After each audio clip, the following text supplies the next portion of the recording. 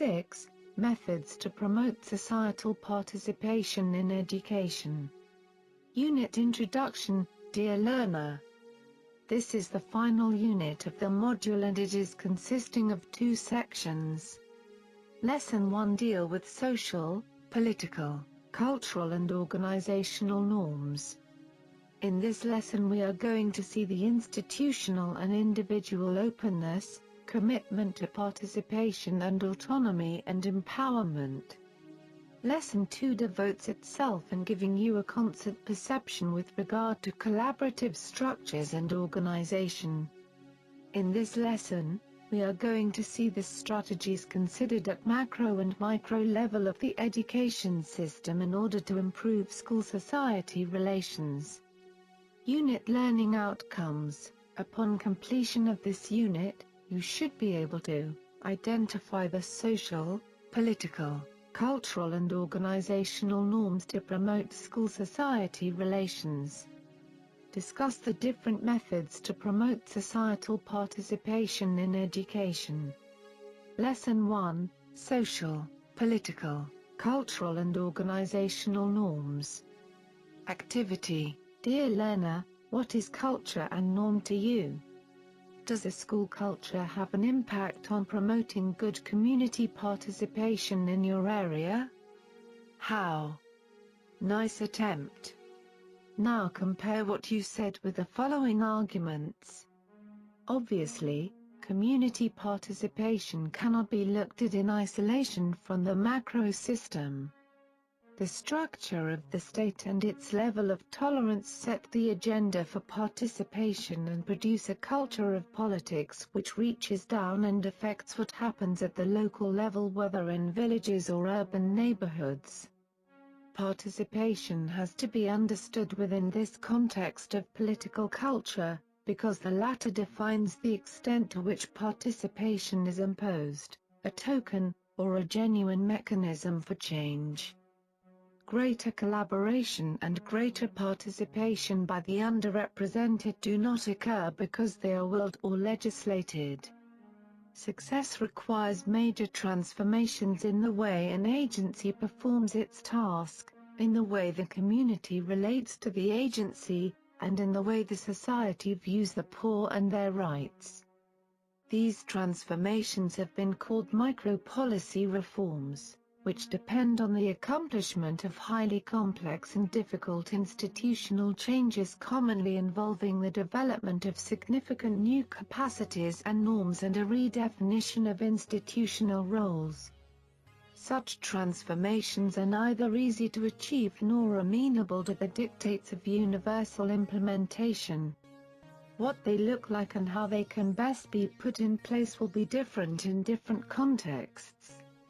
And, if implemented at all, they will likely be the result of evolutionary processes, as societies proceed up the ladder of greater participation, at different speeds and with different results at various levels of governance.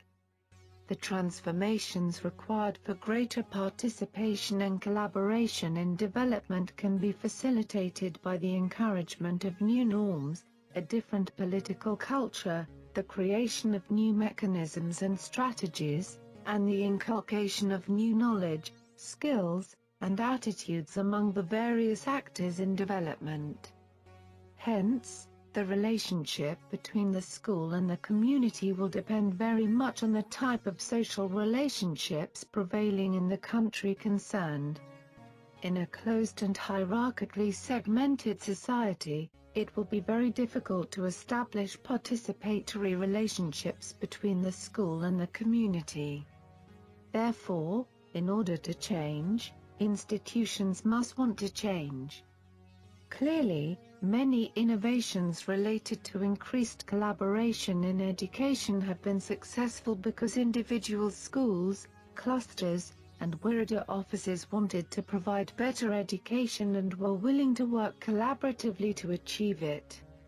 More particularly, the following norms and the resulting bureaucratic climate seem to be critical in the development of more participatory approaches to education as cited by Schaefer, 1994. Institutional and individual openness. The first norm is openness to the outside world, to new ideas and new ways of doing things, and to change. Such openness should characterize individual schools and their staff, the education system and the bureaucracy which supports it, and ultimately the national political and cultural environment. A. The national political and cultural environment. Nations differ in the extent to which a dominant culture, or cultures, and the existing political and social system permit or welcome pluralism, involvement with the world outside of their borders. Unfettered research and the free exchange of ideas and information within and across society, and experimentation with innovative approaches to the solution of traditional problems. They differ particularly in regard to the kind of structural openness permitted. For example, laws in practice related to the existence and nature of political parties, non-government organizations, and civic associations. The process of encouraging participation will be enhanced to the degree that the national environment is an open one.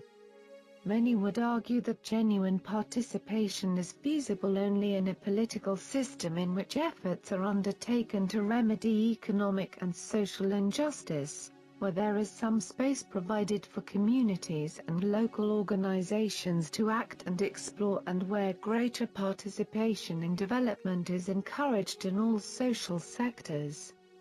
But even in less open societies there may be certain geographic regions, certain administrative levels of the nation, or certain historic moments in the life of a nation where democratic spaces open up. Seizing these where available, and attempting to extend their reach, become important tasks in the encouragement of more participatory approaches to development. Therefore, it is important to make clear that any description of the relative openness of a system should not be done judgmentally. Different cultures and political systems, at different periods in their evolution, are characterized by different degrees of complexity and stability. They therefore have, and require, different degrees of openness, transparency, permeability, and flexibility. These differences are reflected in a variety of political and bureaucratic systems. The important thing for policymakers and planners wishing to facilitate more participatory approaches to educational development is to recognize the nature of the systems in which they work, to be able to analyze the current openness of these systems as characterized above, and to see where and when space exists for an expansion of participation and collaboration in education. B. The education system. Within a given society, individual systems and sectors both reflect the nature of the macro-political and cultural system and may differ within it. Bureaucracies and institutions carry their own socio-cultural norms and reflect different levels of openness, transparency, permeability, flexibility, and readiness for change. They have different capacities to adapt and adopt new forms of work behavior, new skills, and new ways of relating to others, and different abilities in gathering, listening to, and being influenced by new ideas and actors inside and outside their particular system. Especially important in the analysis of the openness of the education system are four things: the extent of openness to input from, and collaboration with, other sectors of development, such as health and agriculture. The extent of openness to ideas and actors at lower levels of the system, at the district office, clusters, and schools, where genuine change needs to take place. The extent of the system's adaptability to the local context in which education takes place, to working towards a match between delivery content of schooling and local values and needs, economic constraints and cultures. In other words, a willingness on the part of the system's managers to modify their conceptions of what a school must be like, and the extent of openness to change and innovation. In this regard, a system can more actively publicize the need for innovations, loosen regulations that prevent them, actively hunt for innovations, stress the need for innovation in training programs, provide incentives for innovations in the system's career track, and make available small grants to start innovations and facilitate expansion of small-scale projects. C. Schools, in the pursuit of excellence and relevance, should be encouraged to develop a more complex picture of their community. On the one hand are the parents who supply children. D. On the other hand are firms and government services which will employ the graduates of the school system. Both parties should be invited into the schooling process as supporters and decision-makers. Individual schools, too, can reflect, and also differ from, the dominant political and bureaucratic behavior of a given society. The extent of this reflection or difference can depend both upon the particular region or area in which they exist, and also, very much, on the particular personalities of the school personnel. There are several important issues in this regard, including the extent to which schools are welcoming to parents and the community and seek to have a dialogue with them in order to understand each other's conditions and needs, or rather disqualify community experience and so are seen as places to which parents surrender their children at the age of school entrance, are open to the gaze, support, and appropriate intervention of parents and the community, are permeable, listen to, accept, adapt, and experiment with ideas coming from other sources, especially those which may be more non-formal or non-traditional in approach, and get involved with the community, other educational programs, and other development sectors. This includes opening of the school to collaboration with other educational programs and processes, preschool education programs, adult literacy, to more non-formal approaches to education, for example, less age and grade bound, and to the opinions and needs of the surrounding community. One potential benefit of opening the school to the community is to establish more clearly and directly the link between good education and greater parental and community demand and support for education. In other words, both the more visible ways of making the school and its achievements open to the gaze of the community. For example, PTAs, Parents' Days, the observation of classes by parents, and the less concrete, for example, policy and practice that make parents feel welcome in the school, may increase parental interest in, and support for, the school. Teachers must share this norm. They need to reach a point where openness to change and development is seen as a regular and continuing feature of their professional lives. Continuous improvement reflects an expectation that improvements in teaching are continuous and lifelong, rather than limited only to beginning teachers. Schools where such norms are present and salient are characterized by frequent talk among teachers about the practice of teaching, frequent observations by teachers, and teachers working together to plan, design, research, and prepare materials for teaching. For this purpose, open communication channels between managers and their subordinates enhance employee satisfaction, commitment and performance. Such communication channels are paramount during the change process to ensure participation and involvement. Establishing effective open lines of communication between all levels will ensure ownership and commitment to the organization's goals. Employees need to be inculcated a sense of faith and belief in the organization and its leaders. Commitment to participation. The second norm is a consistent, system-wide commitment and support to collaboration, participation, and partnerships, across and among various actors in schools and communities and within the central government. This should include a commitment to removing obstacles to participation, ideological, structural, and administrative, especially to the participation of parents and the community in the life of the school.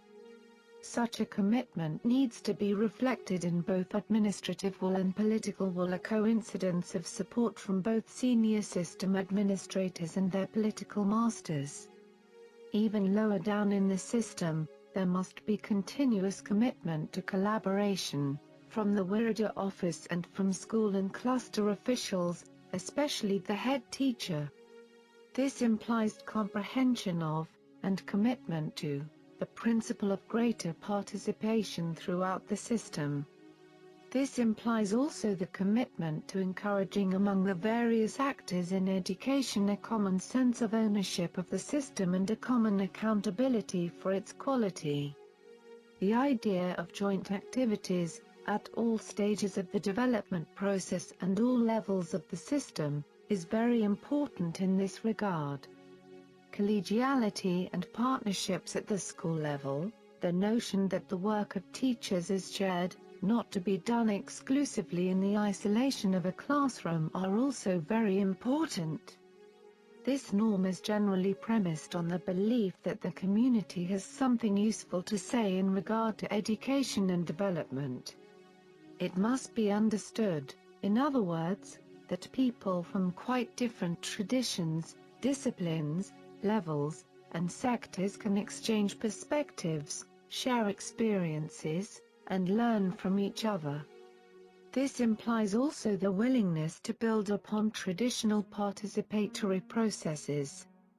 The role of Harambee in East Africa, for example, especially as developed in Kenya, is a case in point. Although now often used merely to extract further resources from rich and poor alike, Harambee was originally, and is still occasionally, a method of genuine collaboration and therefore may be useful in facilitating partnerships.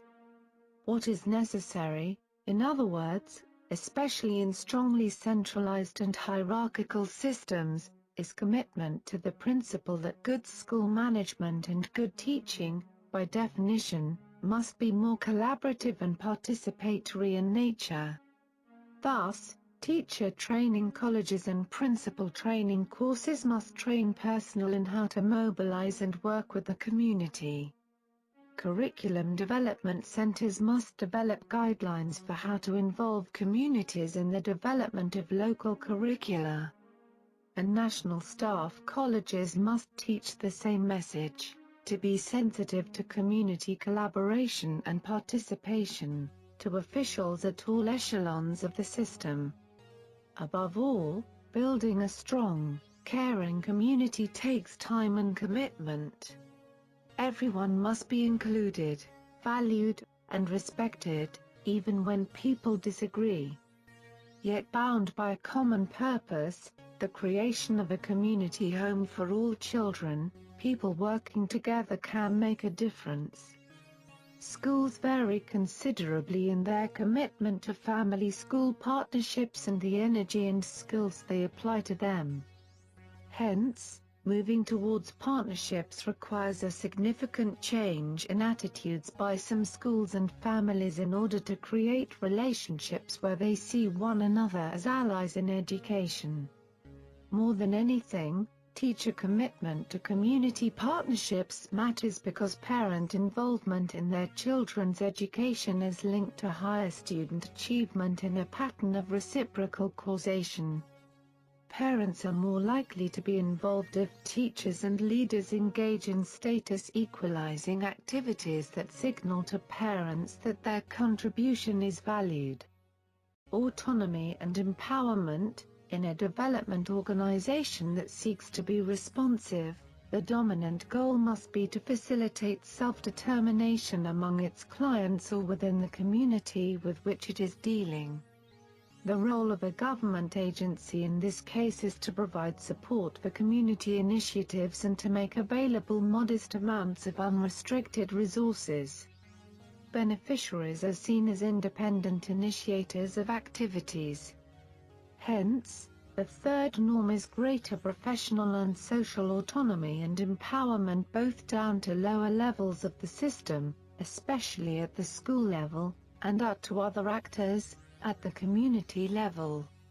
Nations, political systems, education bureaucracies, even schools, may be open institutions, permitting outsiders to look in, allowing the free flow of information down, across, and even up the system, encouraging change, even facilitating the passive involvement of other partners in education. But they may still be strongly centralized entities, retaining ultimate control of, and responsibility for, education, restricting the extent of autonomy and local governance, and discouraging the genuine participation of other potential partners in education. Thus, any attempt to encourage greater participation in development must begin from an analysis of a. the nature of the distribution of power over education, down the system, out to other actors, to the unit of the school, and b. the role of the center in regard to controlling, enabling, and/or empowering its potential partners. A commitment to greater autonomy implies the willingness of central government agencies to surrender some control to other partners, other sectors, and lower levels of the system. To feel somehow accountable to both national and local levels of the system. To treat the community as responsible for education and as a capable partner in helping to provide it, and to actually do this rather than merely preach it. This can include various kinds of financial autonomy, for example, for everyday expenses, material and equipment, school improvement activities, autonomy in regard to personal management, for example, teacher benefits and workload, and, more recently, autonomy in searching for their own ways to solve their problems and prepare their individual work plan. The center's role in such a process is played out through a variety of instruments. Some are legal and legislative, defining the nature of centralization, decentralization, and of government civic society. Some are related to ministerial policies defining the roles of various groups of actors, teachers, head teachers, supervisors, professional and parent associations, NGOs. And others are reflected in more specific guidelines for whether and how different actors get involved in education and in the school. Whatever the nature of these instruments, they give to the center a certain relationship in regard to the other actors. This relationship can be a. controlling, where the actions of lower levels of the system and of other actors are prohibited, restricted, carefully monitored, and/or controlled by the center. B. enabling, where the center actively attempts to provide the political, administrative, and policy framework within which communities and non-governmental agencies can implement activities.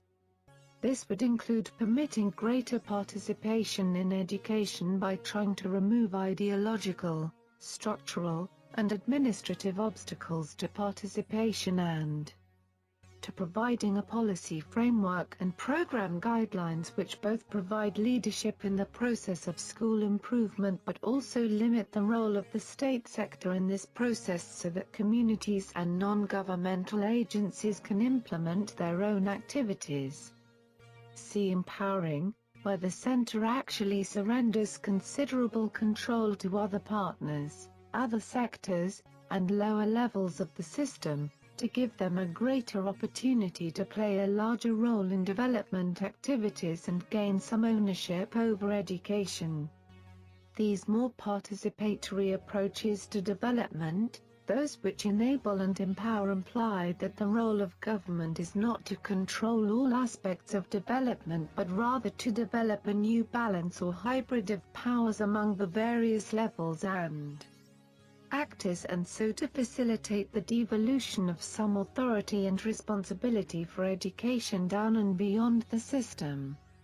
Getting this fact accepted often requires the sensitization and training of government staff in the ability to work with, and permit some autonomy to, community groups, even, in some contexts, willingness, at least among some levels of the government, to trust and support NGO activities. This commitment to autonomy may imply the need for legal or quasi-legal frameworks to make the school relatively free of unnecessary administrative rigidities and to limit the role of the state sector and give more opportunity to the community sector to take a larger role in development activities. This leads then to new bureaucratic norms and a new political culture, to greater tolerance of political competition, both national and local, greater trust and delegation of authority to lower levels of the bureaucracy, and greater value placed upon group expression and group demands. Activity. Dear learner, what sustainability efforts or strategies are most vital to collaborative leadership in our community? What experiential opportunities and continuous learning strategies might support parent and community leadership development in our country? Lesson 2. Collaborative Strategies and Organizations. Dear learner, this is the final lesson of the module and it is consisting of 2 sections. This lesson will introduce you with the general strategies of collaboration structures and organizations in school-society relations. To be able to do this, you will identify the general strategy used in school-community relations. Next, you will learn about the strategies at the macro level of the education system as well as strategies at the micro level of the school and the community. At the end, you will understand what efforts should be exerted so that education and society complement each other for the well-being of the country. Activity. Dear learner, what kind of general strategies are installed to strengthen school-society relations? What do you expect from the top authorities, that is, from the MOE, REB, to strengthen such relationship? What can be the role of the Wirada Education Office to strengthen school-society relationship? To start with, because basic learning needs are complex and diverse, meeting them requires multi-sectoral strategies and actions which are integral to overall development efforts. Many partners must join with the education authorities, teachers, and other educational personnel in developing basic education if it is to be seen, once again, as the responsibility of the entire society. This implies the active involvement of a wide range of partners, families, teachers, communities, private enterprises, government and non-government organizations, institutions, etc. in planning, managing and evaluating the many forms of strategies to strengthen school-community relations. Hence, every educational leader must come to understand its own local context and community and create a realistic plan or strategy for strengthening family and community engagement. There is no specific formula or set approach. The purpose of this lesson is to illuminate the range of possibilities, help schools find a direction, and point to other resources. We ask every educational leader or school to look through the lenses of equity and excellence. How will this plan, strategy, or activity make us a more equitable school? How will it bring us closer to meeting our learning goals for every student? Before we are looking strategies at macro and micro level, let us see some general strategies or guidelines that are important to strengthening school-community relations at any echelon of the education system. First, the starting point should be promote the use of existing positive community structures. That means non-discriminatory approaches for community engagement should be reinforced in national policy, agency guidelines and any interventions. Government inclusion policies should be supported with transparent mechanisms for engaging with communities. These should promote open communication between community members and other stakeholders to rebuild trust and provide opportunities for restoring relationships. Second, conduct ongoing collaborative reviews of roles, responsibilities, and resources to support student learning and positive development for all students. Identify specific roles in building family and community engagement for different members of the faculty, principal, teachers, leadership team, other administrators. Tackling family and community involvement cannot be seen as solely the role of individual teachers or teacher teams. Thirdly, these processes, actions, activities, and strategies adapted from a variety of sources should have to keep and stay flexible and consider multiple approaches, times, and locations for involving families and communities. As Christensen, 2004, cited, we should have to consider actions or strategies for building shared responsibility. Regarding this, the author has described in detail 7 broad actions to enhance family-school connections for students' learning: A. Garnering administrative support, B. Acting as a systems advocate, C. Implementing family-school teams, D. Increasing problem-solving across home and school, E. Identifying and managing conflict, F. Supporting families, and G. Helping teachers improve communication and relationships with families.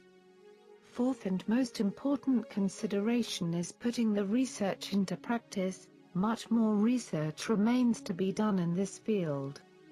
Nevertheless, results from the studies described here offer some guidance to educational authorities, local school, community, and family leaders. Boethel, 2003. Now, let us see in detail important strategies necessary to build effective school-community relations both at macro and micro level of the education system. Strategies at the macro level of the education system. Achieving more education and better education will require efforts in a number of domains within the education sector, as well as within the broader social and economic context. At this instance, the most critical strategy considered in creating effective school-community relations and challenging point is strengthening the national commitment. Successful education requires a strong national commitment, expressed in the legal and institutional framework as well as in budgetary outlays to the sector. UNMP, 2005. So, when we are looking at macro level, we should have to consider both, at the national levels and regional level of the education system. Then, at the top levels of the bureaucracy, planners, managers, administrators, and policymakers can be encouraged to implement 2 kinds of mechanisms and strategies related to the facilitation of greater collaboration for educational change. 1.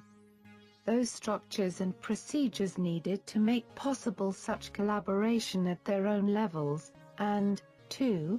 Those needed to encourage it at the school level. Schaefer, 1994. Before looking at what might be done to encourage greater collaboration at the central level, we need to understand more clearly current policies and practices in regard to such collaboration, especially in our country. These include the following areas of potential partnerships: A. Across departments and units of the ministry. Collaboration among different departments of MOE is often required, and often not easy to promote. For example, between the Ministry's Teacher and Educational Leaders Development Directorate and Licensing and Relicensing Directorate, and the Line Directorates, for example, for primary education and so on. b. With other development sectors and ministries. There is often even less cooperation with other social sectors. Thus, for example, the MOE may develop an extensive school health program, or agricultural activities, without using the medical expertise of the Ministry of Health, or the experience of the Ministry of Agriculture. Or the opposite may occur. c. With non-government organizations and professional associations. Collaboration between government and NGOs as well as associations, such like Ethiopian Teachers Association, may be the most difficult to encourage. Systems of public and private education may run in parallel, duplicating services and competing for scarce community resources.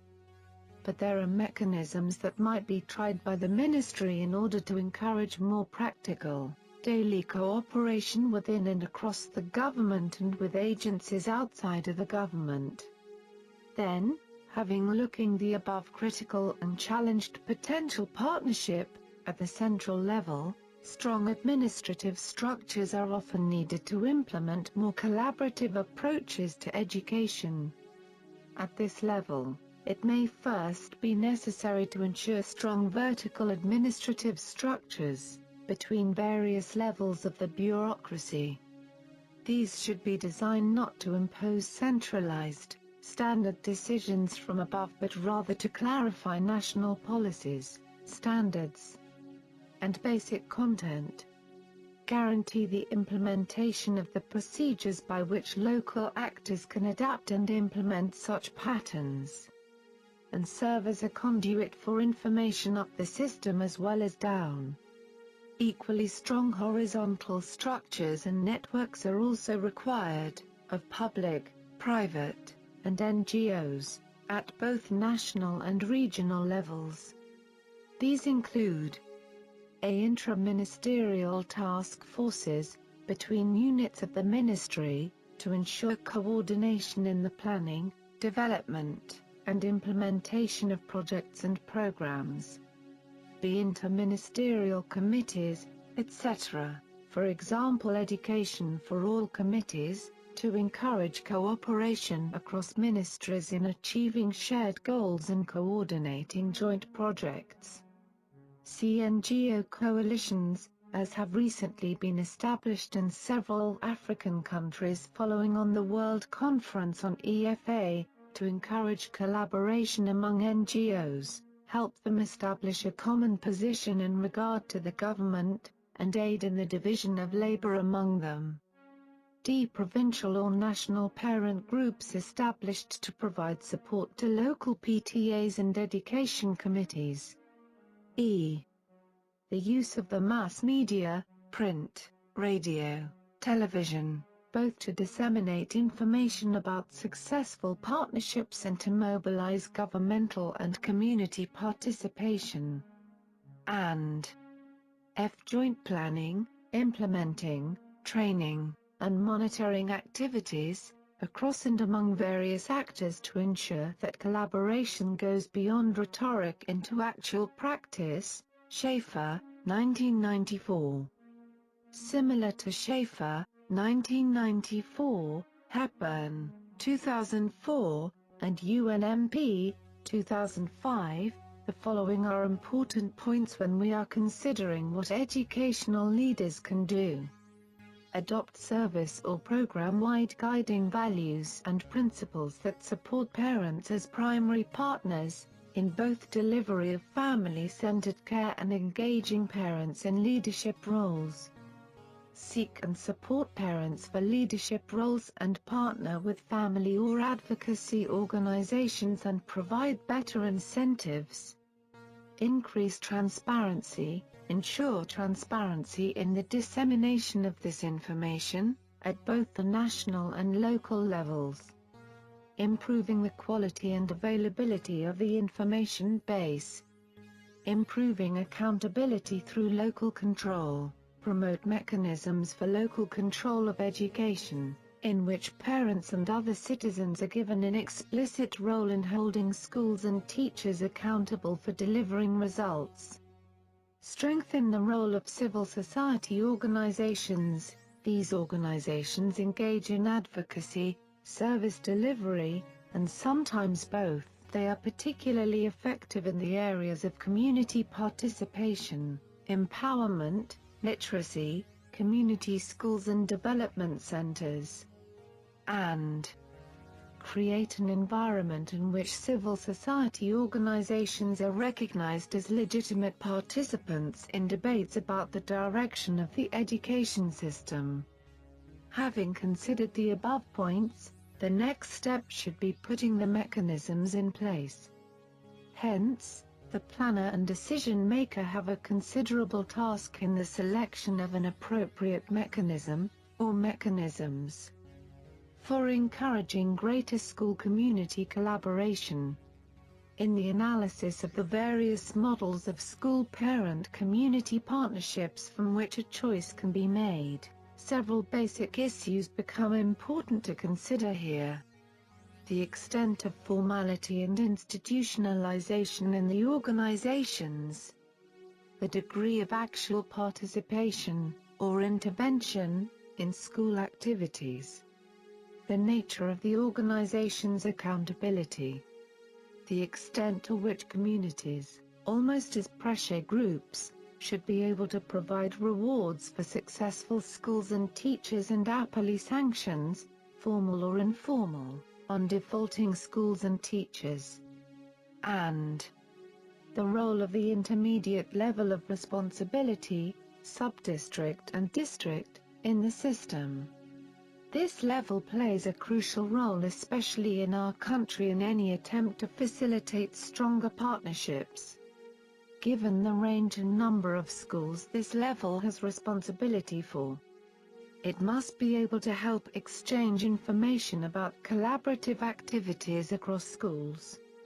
Given its links to a wider community beyond that of a particular school, it must be able as well to identify a wider range of partners for schools and identify and lobby for a wider range of resources.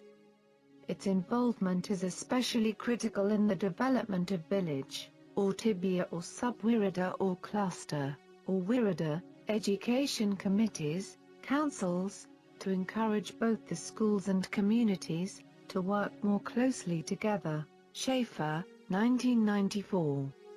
Once these issues are decided, the planner and decision maker can try to select the most appropriate and feasible model, of collaboration, whether they relate merely to the encouragement of school community activities, more formal teacher or parent-teacher associations, or broader village education committees.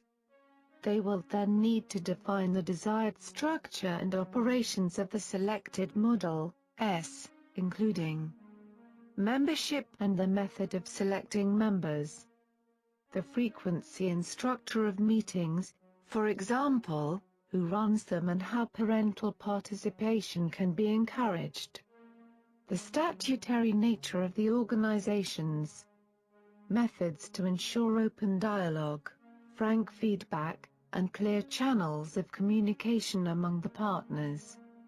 The organization's desired reporting and accountability procedures, for example, from the school principals to the organization, from the organization to the local education office. And the tasks and functions, rights and responsibilities, and limitations of the organization. Schaefer, 1994. Eventually, once these basic decisions are taken, other conditions and requirements for the establishment or strengthening of these organizations, and thus of school community collaboration, will need to be made in terms of needed legislation, policies, procedures, and guidelines. Resources and training.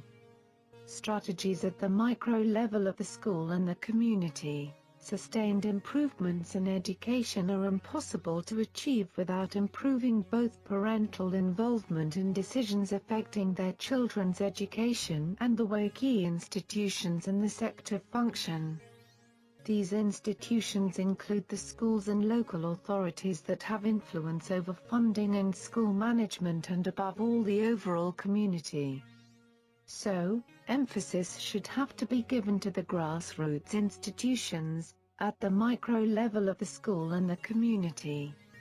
Therefore, in addition to the structures and mechanisms which can be established to encourage greater participation at the central level, others can be established or strengthened at the level of the school and the community. In many, if not most, countries of the world, various kinds of organizations exist which are meant at least to bring together parents of children in the same school. These organizations also often include teachers and sometimes representatives from the wider community surrounding the school as well. Such organizations differ greatly in terms of membership, mandate, and level of activity. Research evidence over the past 3 decades is cited that demonstrates family involvement significantly contributes to improved outcomes.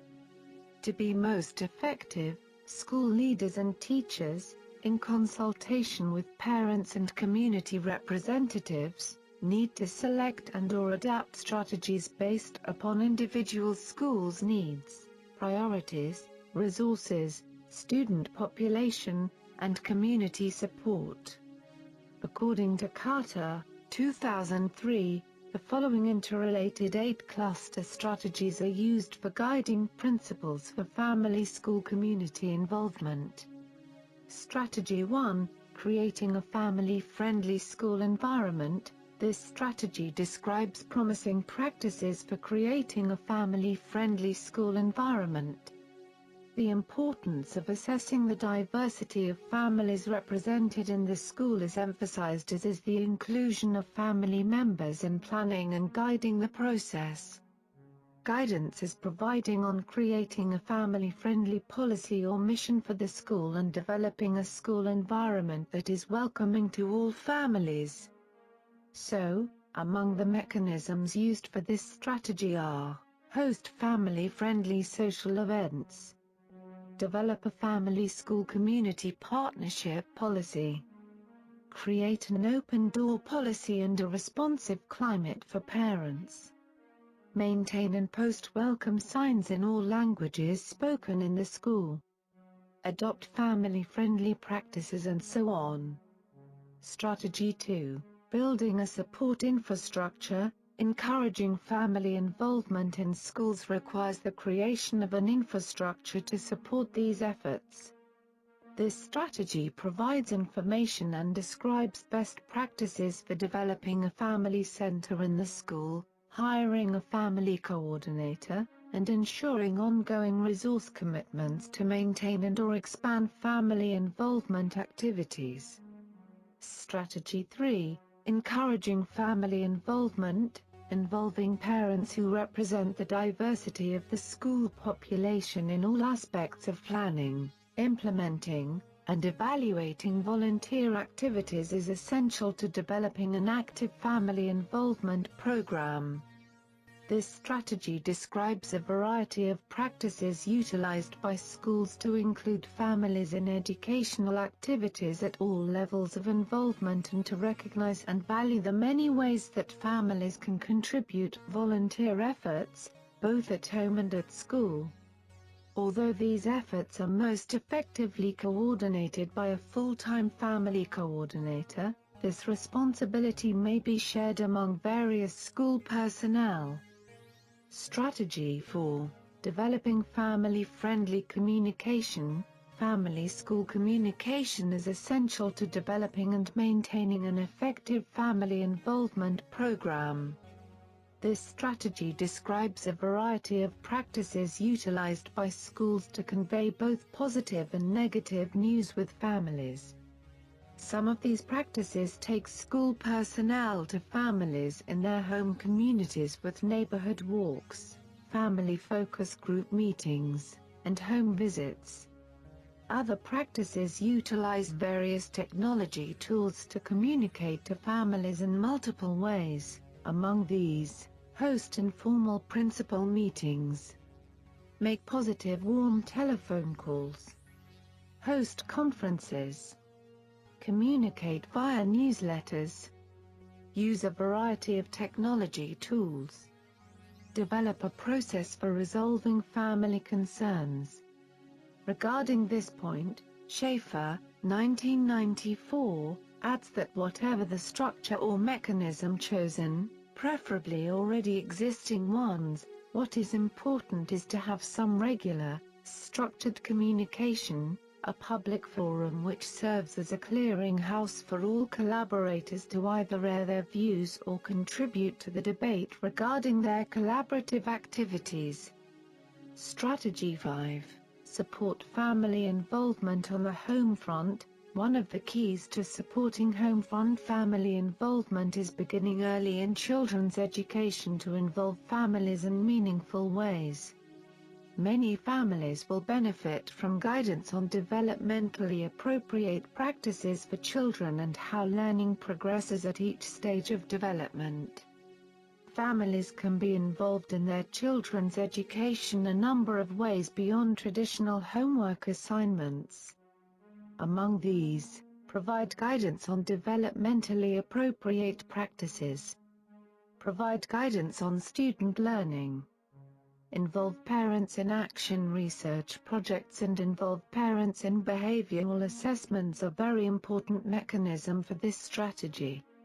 Strategy 6. Supporting educational opportunities for families. Schools that develop effective family interaction programs recognize that education is a lifelong process and offer opportunities for both children and their families to continue to learn, often together. This strategy emphasizes the importance of ongoing assessments to determine educational needs of the school's families and diverse participation of families in planning educational opportunities to meet those needs. Ways to reach out to families who are not typically involved in school activities are especially important. For this purpose, involve diverse parent and community members in planning. Make home visits. Offer parent workshops. Offer opportunities for parents to develop leadership skills. Organize family support groups and develop teen parenting programs. Strategy 7. Creating family-school community partnership. Educators alone cannot prepare our children for 21st century challenges. Educating children to live in our rapidly changing and increasingly complex society requires contributions and commitments from everyone in the community. Thus, families, schools, and community organizations must overcome traditional barriers and come together in a collaborative effort to meet the comprehensive needs of children, families, and the community such like. Building school business partnerships, creating full-service schools, opening schools beyond traditional hours and uses as community learning centers, and developing comprehensive, wraparound services for families and cultivate school business partnerships. Strategy 8. Preparing educators to work with families. We cannot assume that educators know how to work effectively with families, especially during an era of rapid change. Pre-service teachers need experiences in working with families to encourage involvement, and practicing teachers need ongoing professional development addressing ways to create family-friendly schools, build positive school-family relationships, and involve families in the education of their children.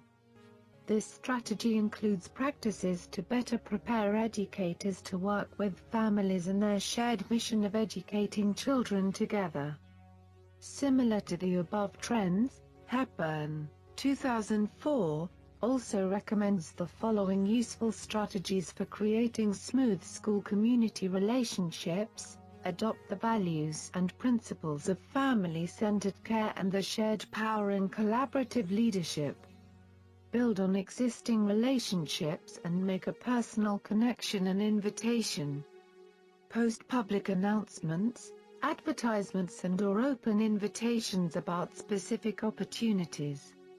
Target invitations through community organizations that serve young children and their families. Create a family liaison role at the school, and ensure that the work of the liaison addresses family, school, and community concerns and needs. Hold community forums or neighborhood meetings. Ask community organizations, such as churches, civic groups, or social clubs to post notices or nominate families. Reach out through groups where parents are already organized to find interested parents, for example, churches, community groups, neighborhood associations. Connect to grassroots organizations that promote citizen and parent involvement. And inquire across systems for additional successful strategies for engaging families as leaders. Ferguson, 2005, also recommends that schools engage in the following types of strategies that are common in programs that address student and family needs related to diversity. Remember, once is not enough. Once first contact is made, school staff needs to continue to contact parents on a regular schedule. Then, strategies to promote a continuous cycle of interactions might include the following. Let families know communication is not a one-time action. Give them a timeline of when to expect periodic documents or actions. Repeat key actions on a weekly or monthly basis. For example, if families know to expect communications every Friday, they will look for this information. These communications can be about the next week's assignments, upcoming events, or suggested learning strategies to use at home. Make use of all communication channels, though sending notes home is an easy strategy. Many times these notes are not very effective. Strategies to promote increased communication might include the following. Reinforce letters by placing additional announcements on local radio, community bulletin boards, paper and electronic, and other news sources. When using letters or other announcements, ensure they are translated into the home languages of the students.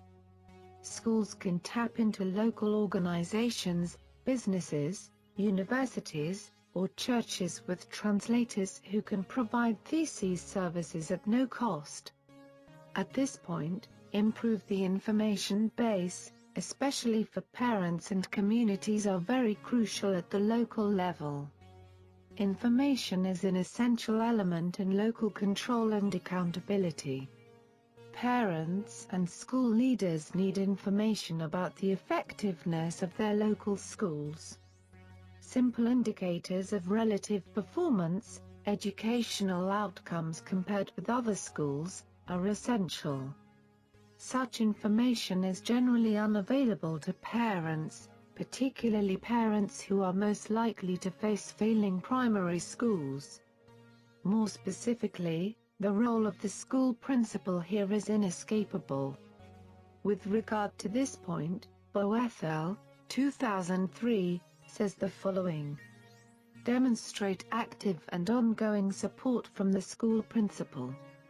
Echoing the broader research on school effectiveness and leadership, 2 studies noted that support from principals made a difference in helping diverse families become more engaged with their children. School principals can show their support by holding informal meetings with families to seek their perspectives and to keep them updated on school policies and practices, maintaining a strong presence at parent-teacher meetings and at other school-sponsored events for families, making the implementation of family involvement policies a priority, and emphasizing that commitment with both families and school staffs. Honor families' hopes and concerns for their children. Most families, regardless of race, ethnicity, culture, or income, care about their children's future and do what they can to support them. Find ways to let families know that you recognize and value their efforts. Let them know, too, that you appreciate the fact that their concern is for their children's general well-being. In orienting school staffs and community organizations to family involvement strategies, include information on the varied ways in which families support their children's learning, as well as the varied perspectives as to what family involvement should address. Recognize that it takes time to build trust. As several studies described, many minority and low-income families have had frustrating experiences with schools and other public institutions. Until real commitment is shown, they may be unwilling to risk much in the way of time and energy or to speak their minds. Start with small steps. School or community-sponsored services and activities that are relevant to families' needs, such as adult literacy classes, can serve as a gateway to other forms of family involvement. When we are applying the above-stated strategies and others, many of the countries that are performing poorly suffer from institutional weaknesses, including low management capacity, non-transparent resource allocation and accounting practices. UNMP, 2005. So, in this endeavor, improve accountability through local control is very mandatory. One part of the solution to institutional problems is parental and community involvement in education, which anchors education in the social fabric of the community, fosters demand, and ensures that schooling provides social benefits and economic returns that reflect local priorities and values. To conclude this lesson, not all the strategies included will work for every school. To be most effective, school leaders and teachers, in consultation with parents and community representatives, should select strategies based upon each individual school's needs, priorities, resources, student population, and community support. Many of the strategies can also be adapted to fit local school district needs. While some of the strategies included here require significant resources, others may be adopted with a minimal outlay of resources. What works in one district may not work in another. All schools, with the input of families and community members, must decide which practices to adopt, or adapt, to meet their particular needs. Carter, 2003. Hence, the different strategies are designed to build on each other with none of them being a cure-all by itself. They are not intended to be exhaustive but are examples of good practice to help school communities build partnerships. Strategies can be added or modified for each key dimension and will also overlap across key dimensions. Here, skills building for families, school leaders and teachers is a crucial strategy for each key dimension. At the same time, laws and regulations about such organizations may be up to date and reflect the current context of development, or they may be out of date and appropriate to conditions of many years ago. They may be quite specific in their definition of what the organization can or cannot do, or they may be very general in nature, allowing for considerable flexibility in their application. For this reason, a variety of self-assessment instruments are available that can be used to evaluate a school's current family involvement practices and help guide the planning of strategies to build on the program.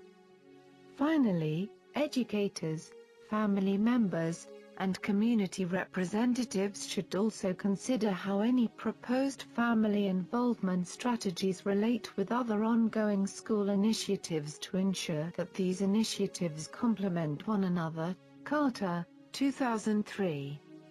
Unit Summary. Dear Learner, how do you get the content of Unit 6? Yes, I assume that you said we have got a lot of lessons. To recapitulate, we have seen that good schools alone will never be good enough. It can be seen that there are a multitude of levels and types of participation, and each has a necessary role, and it is also dependent on the context within which participation is practiced. Participation is the process through which stakeholders influence and share control over priority setting, policy making, resource allocations and access to public goods and services. We have seen also without the appropriate institutional forms and strategies, decentralizations will not deliver the theoretically expected benefits such as efficiency, equity, service provision and development. Even though we have tried to mention some strategies at macro and micro level, we should have considered that no intervention is guaranteed to work, and the appropriateness and cost-effectiveness of each must be assessed given the particulars of the supply of and demand for education in a country, and the resource constraints it faces. However, outlined above are suggested strategies to develop partnerships based on each of the key dimensions. These strategies provide practical guidance for schools about how to initiate partnerships, how to help families to initiate partnerships, and how to have families' perspectives on issues represented in partnerships overall.